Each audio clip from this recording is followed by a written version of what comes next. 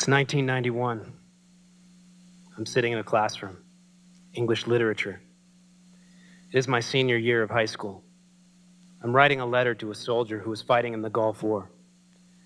I am asking him, what is it like to kill? It's now 1993, and I have been given the opportunity to answer my very own question. I'm on a rooftop in downtown Mogadishu. I am security today. My weapon is a .50 caliber sniper rifle, capable of destroying a target effectively at 1,800 meters. 1,800 meters equates to 5,905 feet, or just over 1 mile. The size of the bullet is roughly the size of my thumb. To make matters worse, I have loaded armor-piercing incendiary rounds into the magazine. Not only will it rip a hole in a body, but it will also burn. We are conducting a raid, a reconnaissance. We are demolition specialists, and the buildings in this area need to come down. But first, the Somalis have to be removed from their soon-to-be-destroyed homes. That is all we ever do. We remove people from their homes and then blow them into the fucking sky. They fucking hate us.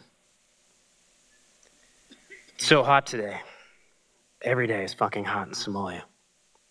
There are 2 squads down below and 2 of us up above. We are playing God, and we have dominion over each and every being on the ground below.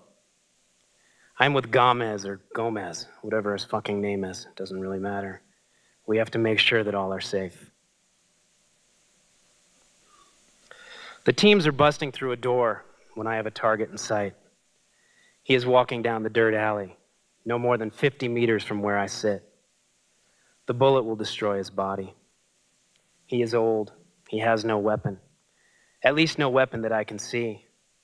But what the fuck do I know? Maybe he does. I can't trust anyone in this shit-full hole of a country. I can't trust anyone. He is walking towards them. He won't stop. Christ, what the fuck am I supposed to do? I can't tell him to stop. I can't yell. It'll give our position away. Please, please don't go there. Don't do this. What the fuck are you doing? Why the bushes? Why are you going towards those bushes? What's in those bushes? Is there a weapon? Is there a weapon in those bushes? My finger twitches. I want to kill you. No, I don't want to kill you. What the fuck? What is he doing? They didn't train us for this. They didn't say it would be like this. It is hot. The sweat is burning my eyes. The sun is blinding me. There is a Somali prison guard to our rear protecting us from behind with his AK-47. How the fuck can I trust him? Who in the fuck is he? The old man, he's getting down on the ground. He's on his fucking knees. There's a flash from another rooftop. I can't see what he's doing. My unit can't see him. I have to protect all of them. What was that flash? A sniper, someone with binoculars. They have no idea. I have no idea. We have no radio to communicate with. Who am I to decide who lives and who dies? I just have to pull the trigger and it'll all be over. This isn't training. This is for fucking real. The Doors song, The End, it's playing in my head. I can't watch everything. I can't see everything. It is all too fucking fast. The alleyways, the rooftops, this old man in the bushes, and that fucking cow in the middle of all this shit just standing there. This rifle is as big as I am. It fucking hurts when I fire it. It's deafening. Please get up. Get the fuck up. He's on his knees. What is he doing? He's pissing. He's fucking taking a goddamn fucking piss on his knees. I could have fucking killed you, you old stupid fucker. Jesus. Today I learned that Somalis piss while on their knees. Today I did not pull the trigger. Today I did not take life. Fuck. Who in the fuck am I playing God at 20? It's 1993 and I'm wishing I was back in 1991. It's another day now. Or is it the same? They're all the same. The monotony, the waiting. There is a little fucking kid. Who in the fuck is he to taunt me? I'm in a bunker in this heat. I'm always in this fucking heat. I'm surrounded by sandbags. I've been locked in this cage for 2 weeks now. I want to be out in the fight. We lost so many on 3 October. I just want to avenge their deaths. I was trained to fight and to kill, not to sit in a hole and be taunted by children. He just stands there. I want to fucking kill you, you little piece of shit. You are why we are here. Feed you? We aren't here to feed anybody. I haven't fed anyone. I haven't seen any of our soldiers feed any of you. If I kill you, we can all go home. If I kill you, it's all over. But now I don't want to go home. Something has happened to me. I'm different now. That landmine lifted that tank into the sky right before my eyes. Oh well, better them than me. Get the fuck out of here, kid. I steady my rifle on his head. He just stands there and his friend runs off, abandoning him. He is staring me down. He's asking me to kill him. He is why we are here in this shit fuck of a hole of a country. I move my rifle slightly and I pull the trigger. The bullet just skims his head. And he still stands there. He still stares. He knows I can't kill him. He knows the rules of engagement better than I do. 2 deaths with 1 bullet. I died today. Later he'll come back and offer me hash. It's another day. I'm giving my Walkman to a little girl. She is no more than 8 years old. She's become my friend. Her name is Sally. It'll be nice. She can listen to some American music for the first time. Crosby, Stills, Nash and Young. I'm handing it to her through the razor wire. Immediately, she is mobbed by the other children, both older and younger. They are beating the fuck out of her.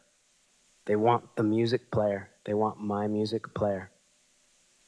Stop. Fucking stop. What the fuck? Sergeant, can I go out there? He says no. He fucking tells me no. I point my rifle at their heads, at all of their heads. I'm screaming. They don't fucking care. She's bleeding. I want to kill them. I want to kill all of them. These fucking savages. These African fucking savages. Just like the day they drug those soldiers through the streets naked. I'm walking away. I'll never give to another child. I want to help. I want to kill.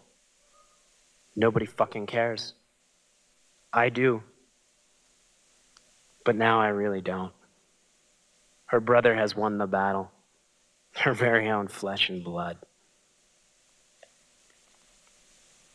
It's 1995. I'm out of the service now. They said I was mentally unfit. Depression. I just left my wife and my daughter. Drinking is so much fucking better. It's now 2000. It's been 6 years since my return from Somalia. I'm in Bosnia now. I was useless as a civilian. I knew the army would take me back. I'm kneeling in a minefield placing C4 explosive on the tail end of an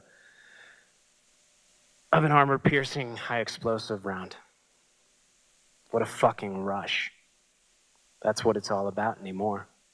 I have no desire to take life. Now I just want to feed off of the adrenaline rush of being so close to the edge. It is the only thing that makes me feel.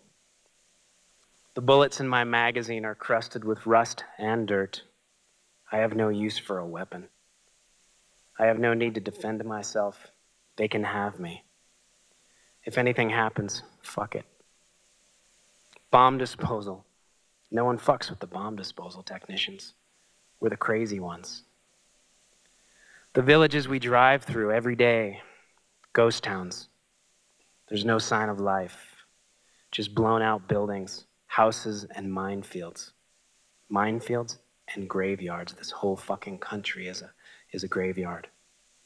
18 million landmines have been placed. Women are being sold in front of my very eyes, and I can do nothing. I'm allowed to do nothing. I turn my back and I walk away. Fuck this world. It's 2004 now. I've been offered work in Iraq. My skill is badly needed. After leaving the service in 2001, I've been on the run, living in my van and my tent, and some of the hotels that these companies put me up in, the companies that I occasionally go to work for. Iraq? Yeah, I'll go to Iraq. I'm now ready for my death. This world makes no sense to me anyway. People are fucking twisted and vicious. They're so fucking insanely mean. All they do is war, and all they want is more. No better a place to die than in Iraq. At least my daughter will get the insurance money. At least she will get something out of me. I'll get one last fix, the rush of being on the edge, life and death. War has become my drug, the only thing that makes me feel alive. It's Friday now. I've been in Iraq for 2 months. We leave Fallujah on Fridays and drive to Baghdad. Friday is our day off, our day to fuck around. We get to buy alcohol illegally, eat ice cream, and for me, I get to conduct my business dealings. I have a side operation going. War is about money and opportunity, especially this war. I always have an angle. This time it is guns and booze. It is always about the ego. We are driving now. We are driving pretty fucking fast. 90 to 100 miles per hour. We do this to avoid IED attacks. IEDs are those little bombs that litter these roads. Every Friday is a gamble, a 30-minute high. Will we live or will we get into some serious fucking shit while on the road? The driver yells, "Target 100 meters left." I am prepared with my AK-47. We are approaching this white, four-door sedan with lightning fast speed. A Peugeot? I can't fucking tell. We're going too fast. There's too much to see. My eyes cannot take it all in. The wind is blowing in at 90 miles per hour, burning my face again. This heat. I've never escaped that heat. I am anxious, overly anxious, more so today than on any other day. We are parallel to the white car now. I swing around and prepare my body to take the kickback from the AK-47. Boys. 3 small boys in the back seat.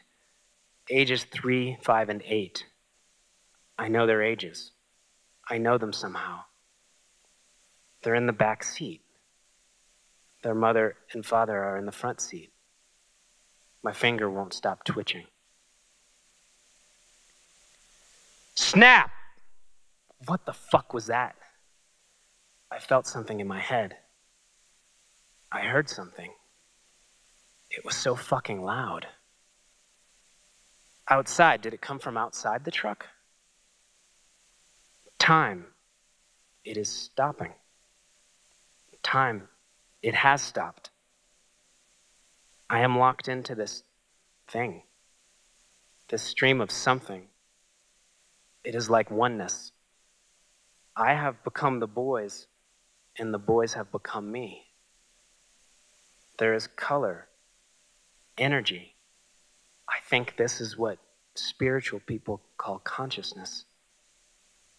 What is happening to me? I look around inside the truck to see if the others are seeing what I'm seeing. Did anyone hear that snap? Where is everyone? Where in the fuck are you guys? There is no one here. There's no truck. There's no thing. Everything has become one, a swirling mass of formlessness and color. What the fuck is this? I am now being transported into the lives of these boys. We are one, the same. Something is now showing me how my actions have affected them and how my actions have created a traumatic imprint within their psyche. I am being shown my actions on a multi-dimensional level. I don't even know what multidimensional is. I pulled the trigger. I did not pull the trigger. I thought about pulling the trigger. I wanted to pull the trigger. I did not want to pull the trigger. Multiple realities all happening at one time. I'm shown my future and the effects of my actions on me. And I'm now being taken back to Somalia. Oh fuck, there he is. That boy. He is a man now. He is a warrior, and he has affected many along the way. He has created much suffering, as I have created much suffering. What civil war and famine did not take from him, the 20-year-old fuckface of an American soldier did. I took his spirit, and with that day came the death of my own. Why am I being shown this? This is both sorrow and joy. It's timeless, yet it's so full of time. I'm confused. What is this? What am I? Who, what, and when? Where, why? I do not understand, but something within me does.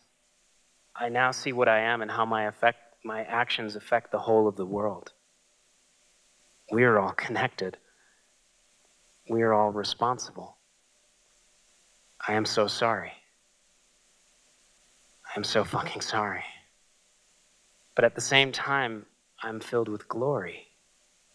I am so fucking full of glory and shock and awe. And now I'm back in time. It is as if everything has come back into my body. I'm just sitting in the back seat. My rifle has come to rest on my lap, and I haven't even thought about putting it there. It is Saturday now, the day after yesterday, the day after that thing happened to me, the day after I became one with all of creation. I pack my bags and I walk. I quit my job and I'm leaving Iraq. Iraq, the war that has set me free. I judge nothing now. I did die in Iraq, but I had died years ago in Somalia. My death in Iraq has been nothing more than a birth. I have been given new life. I have been given new life to share with all that we are the God that we are in search of. I am now liberated. Suffering is something I once created. Suffering is something I no longer am. I was once a soldier in the army of man and his ego. I am now a soldier in the army of God. I have created much suffering in this world, and for this I am very sorry. Please do accept my apology.